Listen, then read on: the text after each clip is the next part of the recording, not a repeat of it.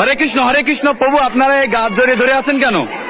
এই গাছ শ্রী চৈতন্য মহাপ্রভুর নিজের কলম, তাই না? আমরা ছোটবেলায় দেখেছি না, আমাদের ব্যক্তিগত যে কলমগুলো ছিল, তা মহাপ্রভু যে সময় ছোট ছিল, তা মহাপ্রভু এই মহাপ্রভু সেই পাঠশালা, মহাপ্রভু এখানে সে নিজে লেখাপড়া করতো। তা মহাপ্রভু ব্যবহৃত সেই কলম, কাঠির কলম ব্যবহারের পরে এই জায়গায় রোপণ করেছিল, সেই থেকে এই বৃক্ষ।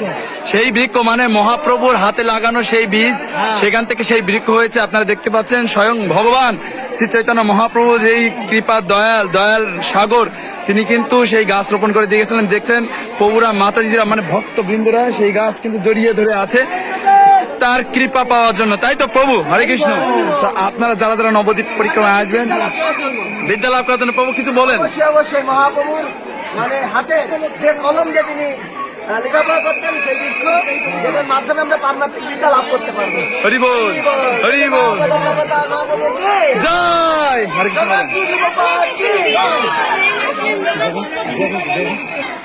আমরা দেখছি এখানে সবাই মানে ধুলাই লুটালুটি করছে। প্রভু কেন এই ধুলাই লুটালুটি করছে কেন, আপনি একটু বলুন। আসলে এই ধুলিতে প্রতিটা ইঞ্চিতে, প্রতিটা কানায় কানায় শ্রী চৈতন্য মহাপ্রভু ভগবানের সেই চরণ ধুলি আছে।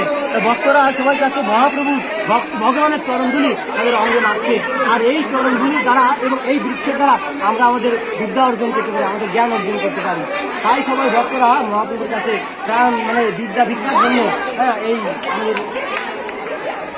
আমাদের হরি বল। তো আমাদের এক কথায় আমাদের নবদ্বীপ আসলে আমরা এই যে বিদ্যাসাগর মহাপ্রভু রোপণ করে গিয়েছেন, আমরা কিন্তু সেটা অর্জন করার জন্যই কিন্তু চেষ্টা করছি। তো সবাই আসবেন এবং দর্শন করবেন এবং কৃপা লাভ করবেন।